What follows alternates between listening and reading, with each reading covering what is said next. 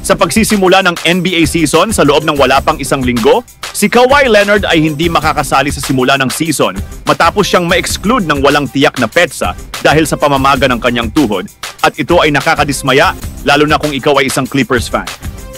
Alam mo, umatras siya sa Team USA at sa Paris Olympics upang mapaganda ang kondisyon ng kanyang katawan para sa paparating na season, ngunit ngayon ay wala siyang kasiguraduhan kung kailan makakabalik at hindi makikilahok sa simula ng season.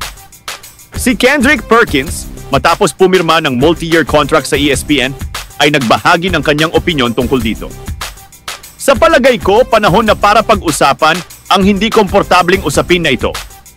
Hindi ito isang mainit na opinyon, ngunit kung titingnan mo ang kasaysayan niya, pati na ang mga nangyayari ngayon, 6 na buwan na ang lumipas, ngunit mayroon pa ring problema sa kanyang tuhod. Tama ba? Bawat season, ito ang nagiging problema kay Kawhi pagdating sa kalusugan. Kailangan niyang umupo sa mesa, kasama ang organisasyon ng Clippers at ang kanyang pamilya. Sa tingin ko, dapat pag-isipan na ni Kawhi Leonard ang pagre-retiro.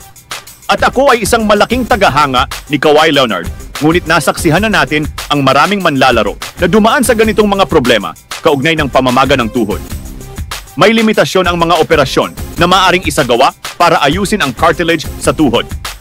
Sa kalaunan, magiging bone-on-bone na ang sitwasyon. Hindi ko sinasabi na iyon na ang kaso, ngunit sinasabi ko lang ito batay sa mga naging karanasan ko kasama ang mga dating kakampi na nagkaroon ng ganitong sitwasyon. Sa puntong ito, kailangang pag-usapan na talaga ito.